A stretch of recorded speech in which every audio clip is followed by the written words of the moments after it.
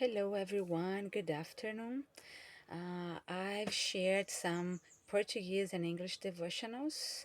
So today I'd like to do a different thing. I'd like to share a little bit of my testimony. It's a part of my history. So please come with me.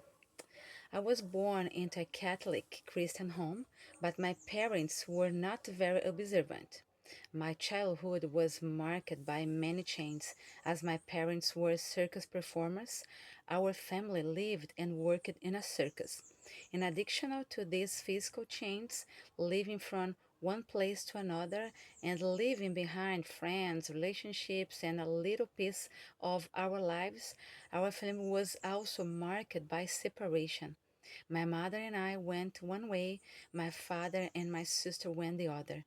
At the height of my adolescence, at the age of 15 years, there was another separation. I left my mom and my young brother in Brazil and went to the United States to live and work with my older sister in a casino called Circus Circus. To my surprise, the God that I only heard about as a child revealed himself to me in the city of Las Vegas through a girl who gave me a teddy bear and a note which said something like this.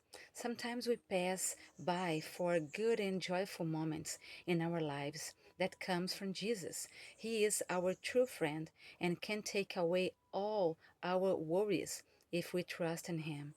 And it was a Bible verse saying like this. Jesus answered, I am the way, the truth, and the life. No one come to the Father except by me. John 14, verse 6. I kept the teddy bear and the note with affection without really understanding those words because, in addition to not knowing what she was saying in that note, I also didn't understand much of the language. After all, it had only been 2 months since I was in the US. At the end of that year, in 1994, I returned to Brazil to visit my mom and my brother.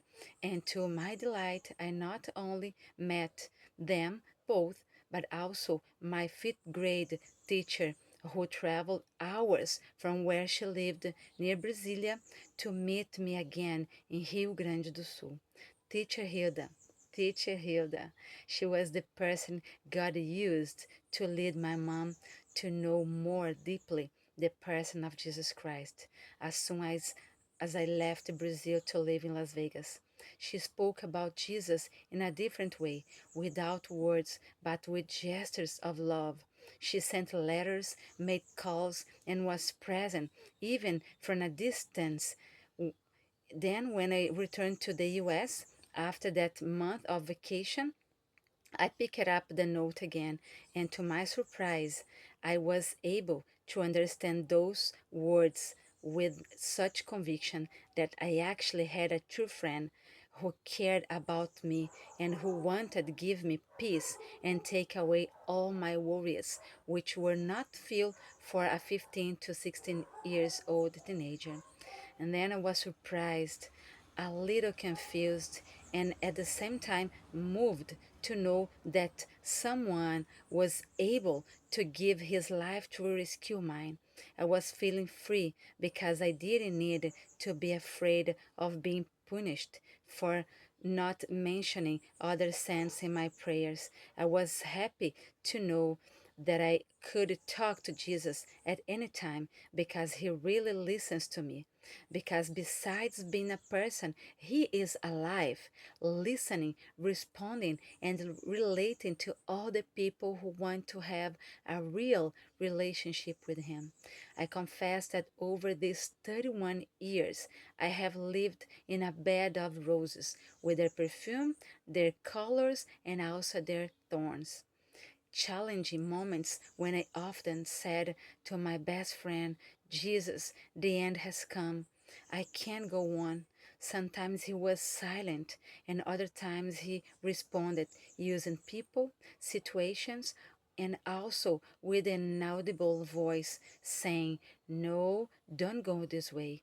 Wait a little longer. Trust you don't understand, but I'm with you. I would like to end this part of my history encouraging you to seek to know more about this person who has a wonderful, perfect, and eternal plan for you. Thank you for listening. God bless you. Bye bye.